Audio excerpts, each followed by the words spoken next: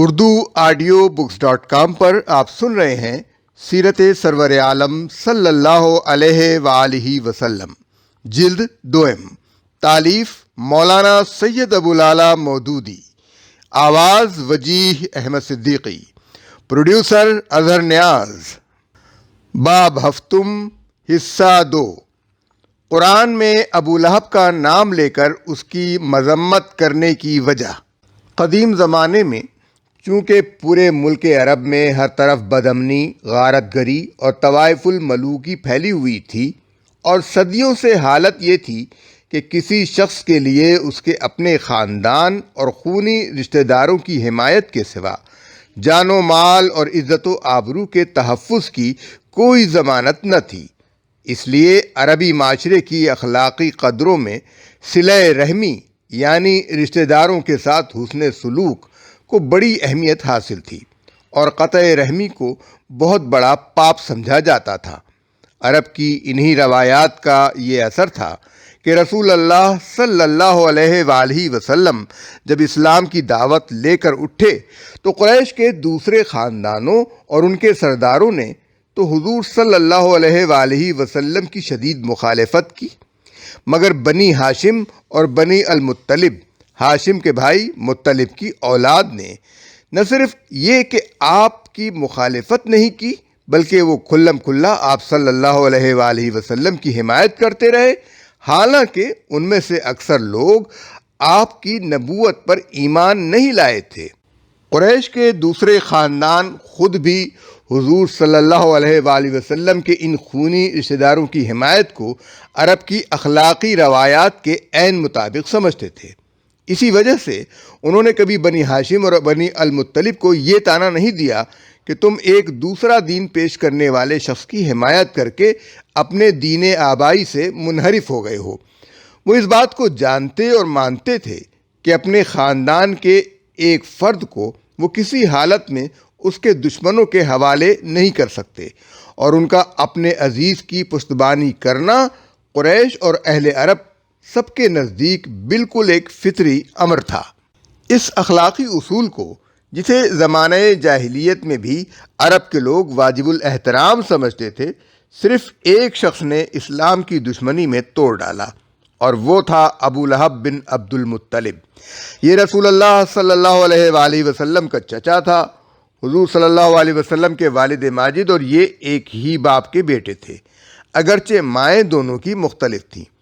عرب میں چچا کو باپ کی جگہ سمجھا جاتا تھا، خصوصاً جب کہ بھتیجے کا باپ وفات پا چکا ہو تو عربی معاشرے میں چچا سے یہ توقع کی جاتی تھی کہ وہ بھتیجے کو اپنی اولاد کی طرح عزیز رکھے گا۔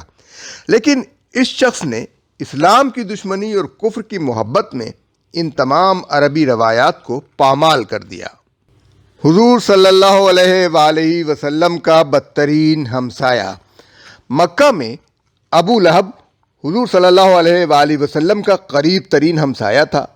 دونوں کے گھر ایک دیوار بیچ واقع تھے۔ اس کے علاوہ حکم بن عاص، مروان کا باپ، عقبہ بن ابی معیط، عدی بن حمراء الثقفی اور ابن الصداع الزحلی بھی آپ صلی اللہ علیہ وآلہ وسلم کے ہمسائے تھے۔ ابن سعد کا بیان ہے کہ ان میں سے بھی ابو لہب اور عقبہ زیادہ قریبی ہمسائے تھے۔ چنانچہ وہ حضرت عائشہ رضی اللہ تعالی عنہا کی روایت نقل کرتے ہیں کہ حضور صلی اللہ علیہ وآلہ وسلم نے فرمایا، میں دو بدترین ہمسایوں کے درمیان تھا، ایک ابو لہب، دوسرے عقبہ۔ اس سے معلوم ہوتا ہے کہ حضور صلی اللہ علیہ وآلہ وسلم کا مکان مکہ میں ان دونوں کے گھروں کے درمیان واقع تھا۔ یہ لوگ گھر میں بھی حضور صلی اللہ علیہ وآلہ وسلم کو چین نہیں لینے دیتے تھے۔ آپ کبھی نماز پڑھ رہے ہوتے تو یہ اوپر سے بکری کا اوجھڑ آپ پر پھینک دیتے، کبھی صحن میں کھانا پک رہا ہوتا تو یہ ہنڈیا پر غلاظت پھینک دیتے۔ حضور صلی اللہ علیہ وآلہ وسلم باہر نکل کر ان لوگوں سے فرماتے، اے بنی عبد مناف، یہ کیسی ہمسائیگی ہے؟ ابو لہب کی بیوی ام جمیل، ابو سفیان کی بہن نے تو یہ مستقل وتیرہ ہی اختیار کر رکھا تھا کہ راتوں کو آپ کے گھر کے دروازے پر خاردار جھاڑیاں لا کر ڈال دیتی تاکہ صبح سویرے جب آپ یا آپ کے بچے باہر نکلیں تو کوئی کانٹا پاؤں میں چبھ جائے۔ بہیقی، ابن ابی حاتم، ابن جریر، ابن عساکر، بلازوری، ابن ہشام۔ حضور صلی اللہ علیہ وسلم کی صاحبزادیوں کو ابو لہب کا اپنے بیٹوں سے طلاق دلوانا۔ نبوت سے پہلے رسول اللہ صلی اللہ علیہ وآلہ وسلم کی 2 صاحبزادیاں ابو لہب کے 2 بیٹوں عتبہ اور عتیبہ سے بیاہی ہوئی تھیں۔ طبرانی میں قتادہ کی روایت ہے کہ حضرت ام کلثوم رضی اللہ تعالی عنہا کا نکاح عتیبہ سے اور حضرت رقیہ رضی اللہ تعالی عنہا کا عتبہ سے ہوا تھا۔ ابن قتیبہ نے المعارف میں اور سہیلی نے روز الانف میں بھی یہی لکھا ہے، مگر ابن اسحاق نے شک کے ساتھ بیان کیا ہے کہ عتبہ کا نکاح حضرت رقیہ کے ساتھ ہوا تھا یا حضرت ام کلثوم کے ساتھ۔ ابن قتیبہ نے معارف میں اور زرقانی نے شرح مواہب میں اور طبری نے اپنی تاریخ میں لکھا ہے کہ ابھی رخصتی کی نوبت نہ آئی تھی کہ ابو لہب نے دونوں صاحبزادیوں کو طلاق دلوا دی۔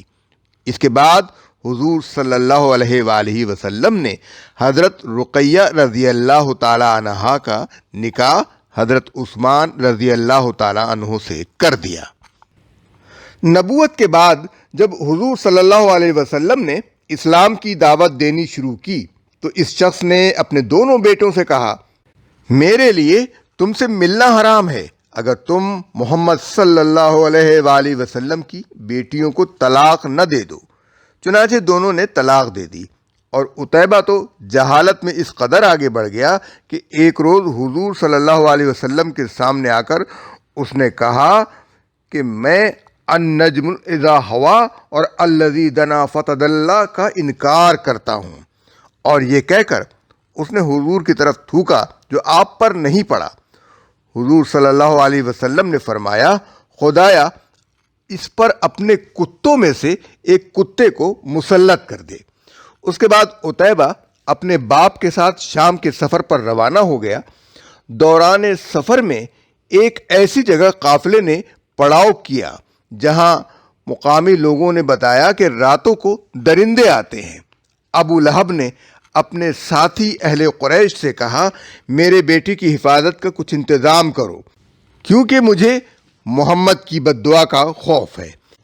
اس کے معنی یہ ہیں کہ کمبخت دل میں آپ صلی اللہ علیہ وآلہ وسلم کی بزرگی کا بھی قائل تھا اور ڈرتا تھا کہ آپ صلی اللہ علیہ وآلہ وسلم کی زبان مبارک سے نکلی ہوئی بد دعا رائگاں نہیں جا سکتی۔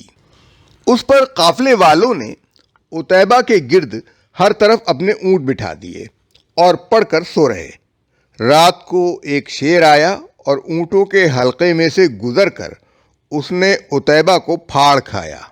الاستیاب لبن عبد البر، الاذابہ لبن حجر، انصاب الاشراف للبلازری، دلائل النبوہ لابی نعیم الاصفہانی، روز الانف للسہیلی۔ روایات میں یہ اختلاف ہے کہ بعض راوی طلاق کے معاملے کو اعلان نبوت کے بعد کا واقعہ بیان کرتے ہیں اور بعض کہتے ہیں کہ یہ تبت یدا ابی لہب کے نزول کے بعد پیش آیا تھا۔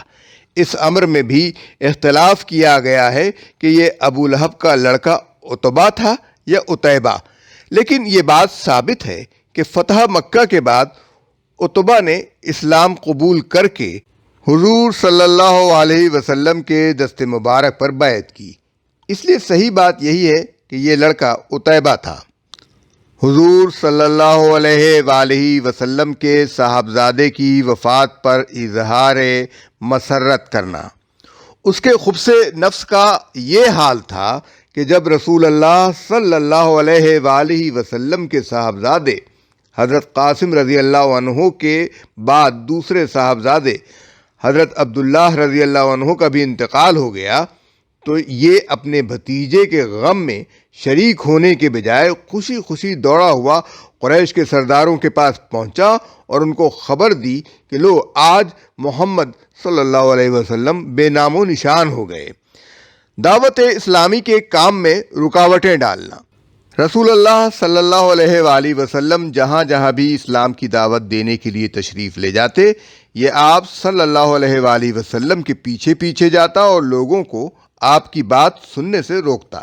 ربیہ رضی اللہ عنہ بن عباد یا عباد الدویلی بیان کرتے ہیں کہ میں 9 عمر تھا جب اپنے باپ کے ساتھ ذوالجاز کے بازار میں گیا۔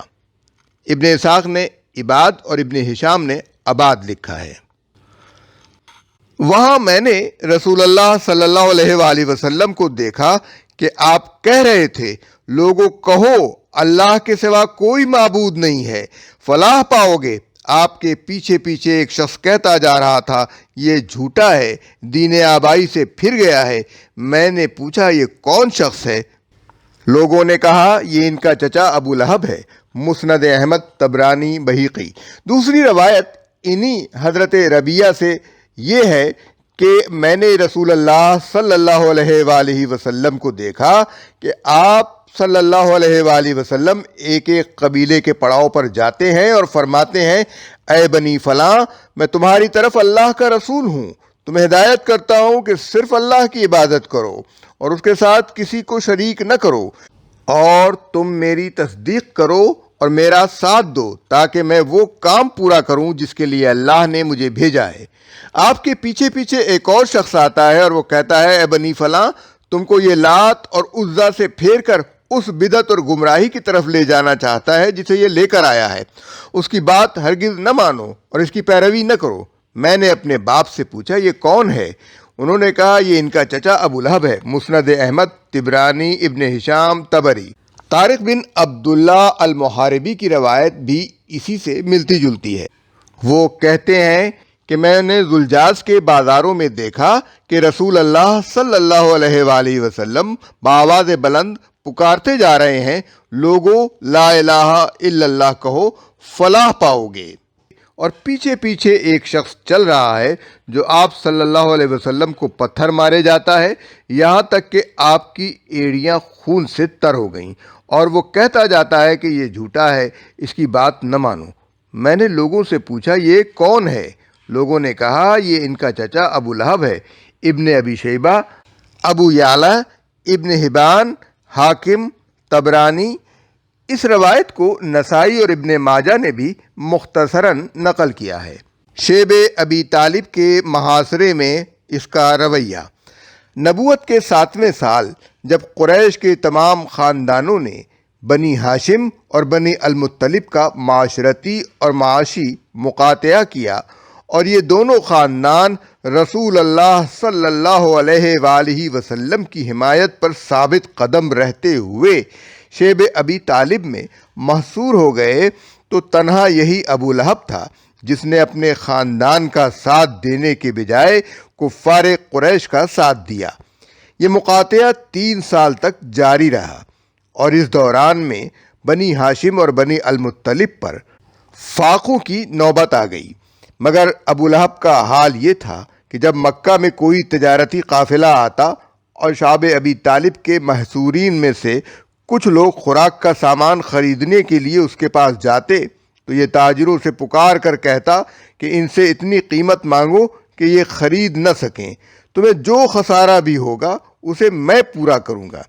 چنانچہ وہ بے تحاشا قیمت طلب کرتے اور خریدار بیچارہ اپنے بھوک سے تڑپتے ہوئے بال بچوں کے پاس خالی ہاتھ پلٹ جاتا۔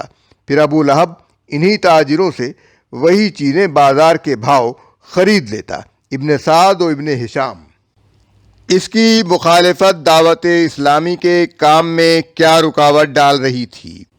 مکہ سے باہر کے اہل عرب جو حج کے لیے آتے یا مختلف مقامات پر لگنے والے بازاروں میں جمع ہوتے، ان کے سامنے جب رسول اللہ صلی اللہ علیہ وآلہ وسلم کا اپنا چچا آپ کے پیچھے لگ کر آپ کی مخالفت کرتا تو وہ عرب کی معروف روایات کے لحاظ سے یہ بات خلاف توقع سمجھتے تھے کہ کوئی چچا بلا وجہ دوسروں کے سامنے خود اپنے بھتیجے کو برا بھلا کہے اور اسے پتھر مارے اور اس پر الزام تراشیاں کرے۔ اسی وجہ سے وہ ابو لہب کی بات سے متاثر ہو کر رسول اللہ صلی اللہ علیہ وآلہ وسلم کے بارے میں شک میں پڑ جاتے اور کہتے، آپ صلی اللہ علیہ وسلم کے رشتہ دار آپ کو زیادہ جانتے ہیں۔ اس کی بیوی کا رویہ۔ ابو لہب کی بیوی، جسے سورہ لہب میں حمالۃ الحطب، لکڑیاں ڈھونے والی یا لگائی بجھائی کرنے والی کہا گیا ہے، بنو امیہ میں سے ابو سفیان کی بہن تھی۔ اصل نام اس عورت کا عروہ تھا اور جمیل اس کی کنیت تھی۔ رسول اللہ صلی اللہ علیہ وآلہ وسلم کے ساتھ عداوت میں یہ اپنے شوہر سے کسی طرح کم نہ تھی۔ حضرت ابو بکر رضی اللہ تعالیٰ عنہ کی صاحبزادی حضرت اسماء رضی اللہ تعالیٰ عنہا کا بیان ہے کہ جب سورۃ اللہب نازل ہوئی اور جمیل نے اس کو سنا تو وہ بپھری ہوئی رسول اللہ صلی اللہ علیہ وآلہ وسلم کی تلاش میں نکلی۔ اس کے ہاتھ میں مٹھی بھر پتھر تھے تاکہ ان سے آپ صلی اللہ علیہ وسلم کو مارے، اور وہ آپ صلی اللہ علیہ وآلہ وسلم کی حجوں میں اپنے ہی کچھ اشعار پڑھتی جاتی تھی۔ حرم میں پہنچی تو وہاں حضرت ابو بکر صدیق رضی اللہ عنہ کے ساتھ حضور صلی اللہ علیہ وآلہ وسلم تشریف فرما تھے۔ حضرت ابو بکر نے عرض کیا، یا رسول اللہ، یہ آ رہی ہے اور مجھے اندیشہ ہے کہ آپ کو دیکھ کر یہ کوئی بےہودگی کرے گی۔ حضور صلی اللہ علیہ وآلہ وسلم نے فرمایا، یہ مجھ کو نہیں دیکھ سکے گی۔ چنانچہ ایسا ہی ہوا کہ آپ صلی اللہ علیہ وآلہ وسلم کے موجود ہونے کے باوجود وہ آپ کو نہ دیکھ سکی، اور اس نے حضرت ابو بکر سے کہا، میں نے سنا ہے تمہارے صاحب نے میری حجوں کی ہے۔ حضرت ابو بکر نے کہا، اس گھر کے خدا کی قسم، انہوں نے تو تمہاری کوئی حجوں نہیں کی۔ حضرت ابو بکر رضی اللہ تعالیٰ عنہ کے اس جواب کا مطلب یہ تھا کہ حجوں تو اللہ تعالیٰ نے کی ہے، رسول اللہ صلی اللہ علیہ وآلہ وسلم نے نہیں کی ہے۔ اس پر وہ واپس چلی گئی۔ ابن ابی حاتم، ابن ہشام، بزار نے حضرت عبداللہ بن عباس سے بھی اس سے ملتا جلتا واقعہ نقل کیا ہے۔ ابو لہب کا انجام۔ اگرچہ قرآن مجید میں سورہ لہب کے نزول پر ابو لہب اور اس کی بیوی اور اس کے گھر والے بہت بلبلائے، مگر اس میں جو کچھ فرمایا گیا تھا وہ پتھر کی لکیر تھا۔ فرمایا گیا، ٹوٹ گئے ابو لہب کے ہاتھ۔ یہ ایک پیشین گوئی تھی جو صیغہ ماضی میں اس لیے بیان کی گئی کہ اس کا پورا ہونا ایسا یقینی تھا جیسے کہ وہ پوری ہو چکی۔ ہاتھ ٹوٹنے سے مراد جسمانی ہاتھ ٹوٹنا نہیں، بلکہ کسی شخص کا اپنے اس مقصد میں قطعی ناکام ہو جانا ہے جس کے لیے اس نے اپنا پورا زور لگایا ہو۔ چنانچہ واقعی یہی ہوا کہ حضور صلی اللہ علیہ وآلہ وسلم کی مخالفت شروع کرنے کے بعد چند سال ہی کے اندر ابو لہب ایسی ناکامی سے دوچار ہوا جو سخت عبرتناک تھی۔ جنگ بدر میں قریش کے اکثر و بیشتر بڑے بڑے سردار مارے گئے جو اسلام کی دشمنی میں اس کے ساتھی تھے۔ مکہ میں اس کی شکست کی خبر پہنچی تو اس کو اتنا رنج ہوا کہ وہ 7 دن سے زیادہ زندہ نہ رہ سکا۔ موت بھی اس کو عطسہ نامی بیماری یعنی میلیگنٹ پسٹل سے ہوئی جو طاعون سے ملتی جلتی ہوتی ہے۔ اس کے گھر والوں تک نے اسے مرنے کے لیے چھوڑ دیا کیونکہ انہیں چھوت لگنے کا ڈر تھا۔ مرنے کے بعد بھی 3 روز تک کوئی اس کے پاس نہ آیا، یہاں تک کہ اس کی لاش سڑ گئی اور اس کی بو پھیلنے لگی۔ آخر جب لوگوں نے اس کے بیٹوں کو تانے دینے شروع کیے تو ایک روایت یہ ہے کہ انہوں نے کچھ حبشیوں کو اجرت دے کر اس کی لاش اٹھوائی اور انہی مزدوروں نے اسے دفن کیا، اور دوسری روایت یہ ہے کہ انہوں نے ایک گڑھا کھدوایا اور لکڑیوں سے اس کی لاش کو دھکیل کر اس میں پھینکا، اوپر سے مٹی پتھر ڈال کر اسے ڈھانک دیا۔ پھر اس کی مزید اور مکمل شکست اس طرح ہوئی کہ جس دین کی راہ روکنے کے لیے اس نے ایڑی چوٹی کا زور لگا دیا تھا، اسی دین کو اس کی اولاد نے قبول کیا۔ سب سے پہلے اس کی بیٹی درہ رضی اللہ تعالیٰ عنہ ہجرت کر کے مکے سے مدینے پہنچی اور اسلام لائیں۔ پھر فتح مکہ کے موقع پر اس کے دونوں بیٹے عتبہ رضی اللہ عنہ اور مطعب رضی اللہ عنہ حضرت عباس رضی اللہ تعالیٰ عنہ کی وساطت سے حضور کے سامنے پیش ہوئے اور ایمان لا کر انہوں نے آپ صلی اللہ علیہ وآلہ وسلم کے دست مبارک پر بیعت کی۔